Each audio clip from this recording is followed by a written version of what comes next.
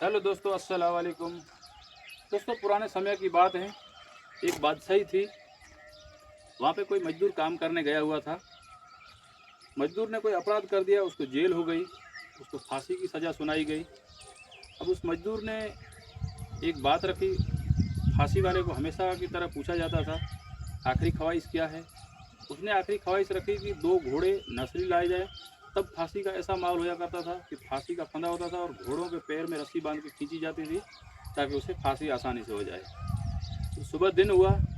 उस जो मजदूर था, बादशाह के वहाँ काम करता था, उसे फांसी पे लाया गया।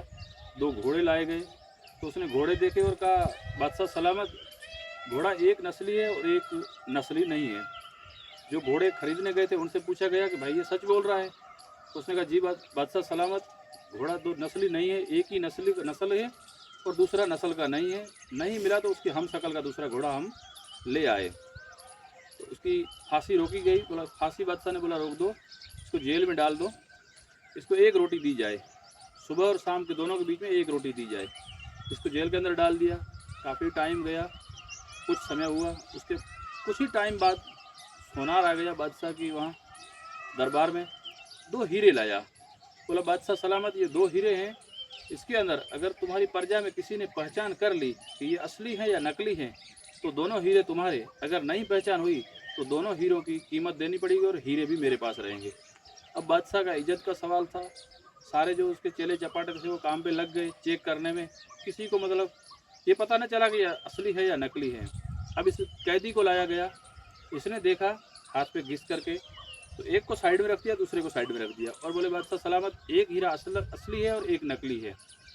तो सोनार से पूछा गया कि भाई ये हीरा बता, ये सच बोल रहा है? तो जी बादशाह सलामत, ये सच बोल रहा है, एक असली है और एक नकली है, पत्थर का है। अब इसको पूछा गया, जो जेल के अंदर था उसको पूछा गया, जिसने पहचान की उससे पूछा गया कि भाई तूने कैसे पहचाना? तो बोले, बादशाह सलामत, जिस हीरे को हम घसेंगे, जो हीरा तपता है वो असली नहीं है, जो नहीं तपेगा वो असली है। इसको फिर से जेल में डाल दिया गया और बोला, इसकी दूसरी रोटी, एक रोटी और बढ़ा दो। अब 2 रोटी इसकी कर दी।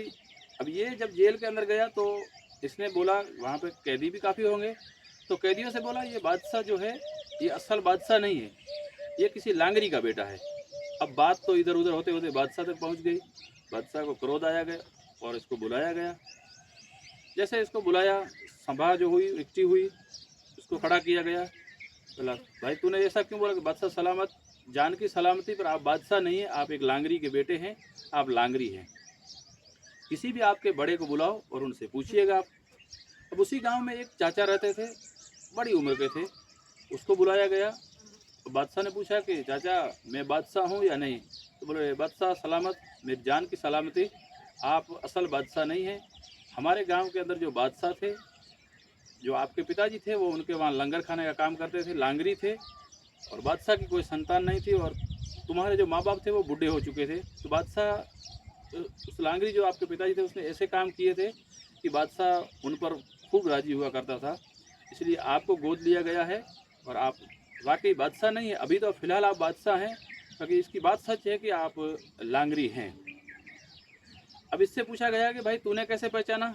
इसने बोला, बादशाह सलामत, अगर आप असल बादशाह होते तो मैंने 2-3 अच्छे काम भी किए, कहीं काम भी आया आपको, तो आप मुझे हीरे जवाहरात देते और मेरी जेल से वो रिहा भी मुझे करते, बड़ा इनाम देते। आपने हर बार जो मैंने अच्छा काम किया उसके लिए आपने रोटी बढ़ाई।